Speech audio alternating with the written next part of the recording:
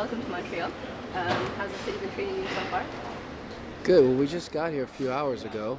Um, the city's treating the other guys fairly well because they're not here. I think they're off bike riding and checking out the restaurants. But so I hear it's going well. I do apologize for taking your time. Yeah, I can't enjoy the city because of this. Ah. Okay, fine. Interview over. We'll Nice go for a Bixie ride. catch-22 questions. All right. So a few days ago, I saw when you were in Toronto. I'm not sure if it was you, but someone from the band tweeted a photo about going to a museum. Yeah. So, like, how often do you guys get to actually explore the city when people like me aren't taking your time? No, it's that's what we do. Yeah, if we're not playing shows or sound checking or the extracurricular things, we're checking out the city. Are there any cities that you've been to that you want to make sure you go back to because you didn't get that chance to explore as much as you wanted to? Well, we've made quite a few trips around the country. I don't. No, there's just places that we've not been, period. There's a lot of places in Europe we've not gone to. We get to go to Mexico City for the first time this year, but we're not going to go exploring around there. So, yeah, there's probably a few places, there's quite a few places that we still want to go. We'll get to check out. But, this is a job, it's not a, it's, and we love what we do. And so obviously the first priority is to hopefully put on a good show wherever we go and take care of business. And then if we have spare time to do vacation-y things, that's just the added bonus. And you've been touring Odd Soul for about a year now. Yeah. Have you started thinking about the next album, or Absolutely. have you started working on it, or? Well, we're writing parts right now. For us, it's just kind of creating the fragmented pieces of the puzzle. And when we get off the road, we'll try to start putting pieces together and make songs. Do you guys write together, like new stuff, or? All of the above. It depends. Every now and then you get, a little jam session going and you try to remember something. You get a chord progression here, a lyrical idea there, a drum beat. And you just try to remember good little things. But we're not very good at putting together songs on the road. So we wait till we get home for that.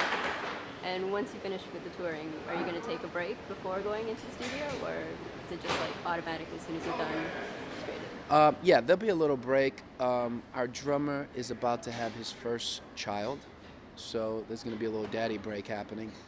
And yeah, we'll have the rest of this year and a few months next year to try to make a big stride on the next record.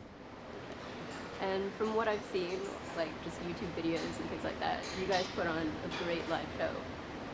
I get to experience it for the first time tonight. Okay. But for people who haven't seen your live shows before, what sets you apart from the rest out there? I don't know how to answer that exactly. I mean, all we try to do is whatever we start on the record, we just try to just let it evolve live, and whatever that entails. We want to put on a good show for people. We realize we're entertainers, and we hope that the couple hours that people give us of their time, we can create an experience that you just forget about other things. It's just a very nice escape. Growing up, some of my favorite shows that I went to,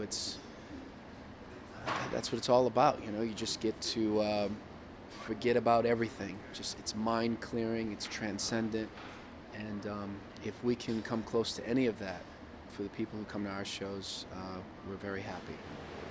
You mentioned going to shows when you were younger and them having an effect on you. What were some of those bands that you went to? Well, we were just talking about this the other day. I remember seeing Arcade Fire for the first time. It was at a House of Blues show. It was one of their first tours, and I remember, of course, it was incredible in this little club in New Orleans. And I remember there was this guy, Final Fantasy, who opened the show, who then played with Arcade Fire. It was a great night. And we just saw Grizzly Bear the other night in Toronto, and Owen, the guy from Final Fantasy, made a debut. I don't know. It was very.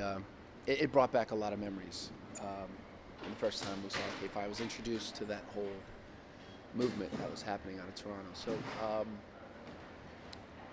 Feist, another great. While I'm just in that headspace, that might have been the most perfect show I've ever seen. You're mentioning a lot of Canadian bands here. I know, huh? I guess when in Rome. Once you get off the stage, do you guys talk about the performance, or do you just let it go and that's it? Yeah, we there's usually a recap. Usually it's of things that went dreadfully wrong or just were hilarious, like last night's show. We have this air mattress that we lace with these police lights that I go out on the crowd for a certain part of the show. And last night it was a very small club and low ceilings, and I got trapped when I went onto the mattress. It was only like a little foot space, and no one in the audience could see what was going on. I was just kind of pinned against the ceiling, and of course all the guys on the stage saw it, and it was an hilarious moment. And there was confetti going, and I was just getting pelted with confetti, and I couldn't move my head. So anyway, it was kind of a torture chamber that I found myself in, trying to breathe, trying to put on a show. Almost suffocated myself. So yeah, we'll talk about that and have a laugh. You got a little bit more headroom today, so.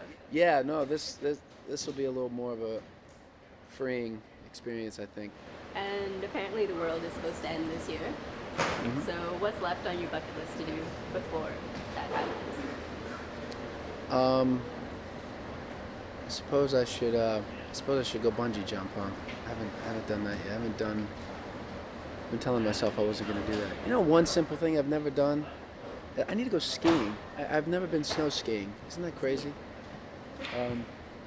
I grew up in New Orleans, so I guess it wasn't always on the top of the priority list of things to do. But yeah, as we've been driving through the mountains, thinking about the years that have slipped by, I haven't even tried that yet. That's it. Yeah.